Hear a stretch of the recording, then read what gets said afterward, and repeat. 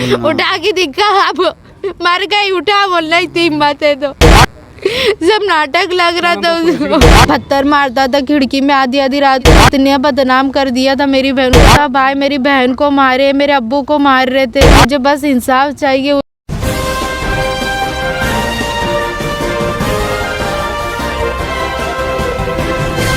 मानव समाचार, मानवता के हक में। मानव समाचार में आपका स्वागत है। मैं हूं अब्दुल रहमान। आइए देखते हैं आज की खास खबर। आज सुबह एक बड़ा ही दिल दहलाने वाला वाक़या पेश आया। जाफर नगर की रहने वाली 20 साल मासूम आसिया शेख ने जहर खाकर खुदकुशी कर ली। खुदकुशी की वजह जानकर हर वो बाप, हर वो भाई, हर वो जिंदा ज़मीर शहरी काँप जाएगा। इस मासूम को इस कदर परेशान किया गया, इस कदर हिरासा किया गया कि उसने मौत को गले लगाने में ही अपनी और अपने घर वालों की आफियत समझी। जाफर नगर का ही रहने वाला शमीम अंसारी नामी ओबाश नौजवान ने पिछले 3 साल से इस मासूम का जीना हराम कर रखा था। आते आते रास्ता रोक कर छेड़खानी करना, आधी आधी रात को घर की खिड़की पर पत्थर बरसाना, उस बच्ची के घर वालों को धमकाना, गुंडे लाकर पूरे मोहल्ले के सामने उस बच्ची को और उसके घर वालों को जलील करना गोया रोज़ाना का खेल हो गया था। घर वालों ने एक बार पुलिस की मदद भी ली, मगर उन पर इस कदर दबाव डाला गया कि उन्हें केस वापस लेना पड़ा। मगर फिर भी हिरासा किए जाने का सिलसिला थमने का नाम नहीं ले रहा था। जुल्म की इंतहा इतनी बड़ी कि बिलाखिर उस मासूम को अपनी जान देना पड़ी। उस पर ढाए जुल्मों की कहानी सुनते हैं उसी की बहन शेख आफरीन की ज़बानी। क्या हुआ, क्या नाम था वो बच्ची का और कौन तकलीफ देता? मेरा नाम आफरीन शेख कासिम है। मेरी बहन थी, मेरी बहन का नाम आसिया है। वो शमीम है, अंसारी नाम है उसका। वो है ना बहुत हम लोग को परेशान किया। 3 साल से हम लोग का जीना हराम कर दिया है। वो हम लोग को कहीं भी नहीं निकलने देता। रास्ते में जाते तो रास्ते में पकड़ता है, धमकाता है बहुत। हम लोग उसको झेले बहुत ज़्यादा। मेरे अब्बू अम्मी को तक, वो मेरी अम्मी को तक मारा है वो लड़के ने, पूरी गली के सामने। कोई कुछ नहीं किया था मेरी अम्मी जब वो मारे थे तो। मेरे अब्बू को भी घर में घुस के मारे लोग ने जुम्मा के दिन। मेरी अम्मी को भी मारे, मेरी बहन को भी मारे उन लोगों ने, सबको मारे। मेरी बहन को इतना मारे, टॉर्चर किए तो बेचारी का आज इंतकाल हो गया। क्या उसको मारे के टॉर्चर किए, ब्लैकमेल किए, अल्लाह जानता। उन लोग बहुत परेशान कर रहे थे उसको। वो लड़का भी निस्ता ब्लैकमेल करता था, रास्ते में पकड़ के आधी आधी रात को पत्थर मारता था खिड़की में, आधी आधी रात को चिल्लाता था, आवाज़ देता था और भाग जाता था। ऐसी पूरी गली भराता था। निस्ता इतने बदनाम कर दिया था मेरी बहन को बहुत ज़्यादा। तो वो किस तरह में फिर उसके बाद उसको गली में जब वो सब 3-4 जो 8-15 पता नहीं कितने सारे लोग थे, पता नहीं कौन कौन थे, बहुत सारे लोग थे। वो सब आए मेरी बहन को मारे, मेरे अब्बू को मार रहे थे, सबको मार रहे थे। इतनी दादागिरी थी उन लोगों की, बहुत ज़्यादा थी। तो मेरी बहन का पता चला आज उसका खुंडेस में आज रिपोर्ट आई कि उसके पूरे जिस्म में जहर था। उसने चूहे की दवा खा ली थी टेंशन से कि मेरे माँ बाप की बदनामी ना हो। इतना परेशान किया था वो, उसने जहर खा के आज मर गई है। मुझे बस इंसाफ चाहिए। उन लोग के पूरे घर वालों को अंदर डालो। उन लोग कोई भी उसकी कायली नहीं लेता था। वो लड़के को इतना हम लोग को घर पे जाके बोले, कोई भी नहीं सुनता था हम लोग की बात। हम लोग उसके घर रो के आए कि मेरी बहन को मत सता।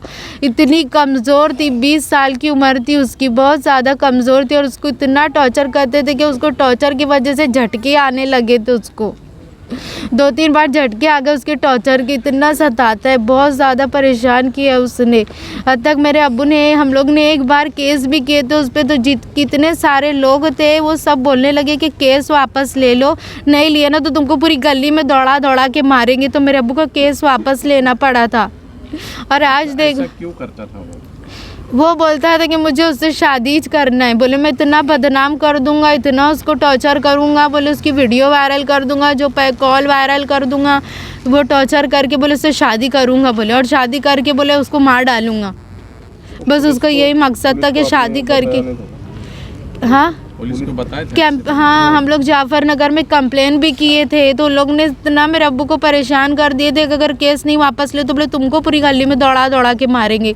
पूरी पब्लिक जमा हो गई थी, पता नहीं कहाँ से गुंडे आए थे और मेरे अब्बू को धमका रहे थे कि केस वापस ले एकदम मेरे अब्बू की कॉलर तक पकड़ लिए थे, इसलिए हम लोग को केस वापस लेना पड़ा। पुलिस वाले क्या बोल रहे हैं? पुलिस वाले आए थे तो लोग उसने उनके बेटे को यूपी भगा दिए थे।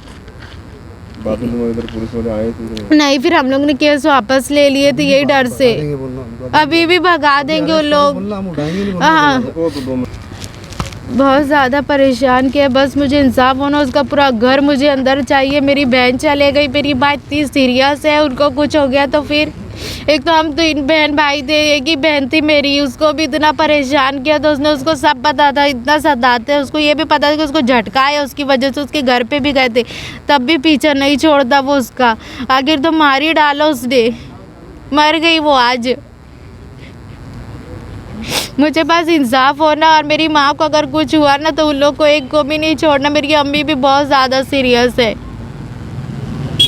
3 साल हो गए, 3 साल से ज़्यादा ही हो गए, इतना परेशान कि हम लोग कल ही झेल रहे हैं। और हम लोग इसलिए चुप थे, सारे कितने गुंडे कहाँ से आ जाते और पता नहीं, इतना धमकाते, बहुत ज़्यादा धमकाते, पूरा घर गुंडे से भर जाता हो गया। मैं कहीं भी रास्ते में जाते तो रास्ते में पकड़ते, डर लगता कि इधर से मार डालेंगे कि उधर से घर से निकलो तो इधर डर लगता कि घर पे मेरी अम्मी को ना घुस के मार दे। तुमको ही परेशान करते कि मोहल्ले में किसी और को परेशान करते? सिर्फ हम लोग को ही परेशान करते। आज तक मेरी बहन अभी इतनी सीरियस थी, वो गली में पता चला, पता नहीं एक कौन कुरैशी है, वो क्या बोलता, बोले नाटक कर रही, बोले वो बहुत ज़्यादा नाटक करी, बोले मैं जाता दवा खाने में, बोले गीली लकड़ी करूँगा और 2 लकड़ी मारूंगा तो बोले उठ के बैठ जाएंगे। अब उठा बोलना मेरी बहन को, उठा के दिखा, अब मर गई, उठा बोलना, इतनी हिम्मत है तो। सब नाटक लग रहा था उसको। कुरैशी का नाम मुझे नहीं पता, पटकी बोलते उसको, पता नहीं उसका नाम मुझे। शरीफ कुरैशी।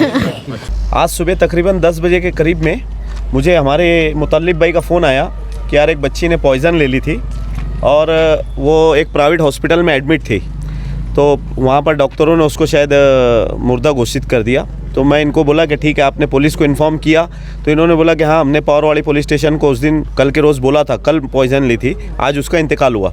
फिर मैं पावरवाड़ी पुलिस स्टेशन में हमारे नाजिम शेख साहब है, API अपना PSI, उनको फ़ोन करके एम्बुलेंस मंगा के इनके पास एम्बुलेंस भेज के प्राइवेट हॉस्पिटल से डेड बॉडी अभी हम लोगों ने सिविल हॉस्पिटल लाई और सिविल हॉस्पिटल लाने के बाद जो भी उसका पुलिस का पंचनामा इनकेस वगैरह होता है वो भरवाने में हमने काफ़ी सारे सोशल वर्करों ने मदद की।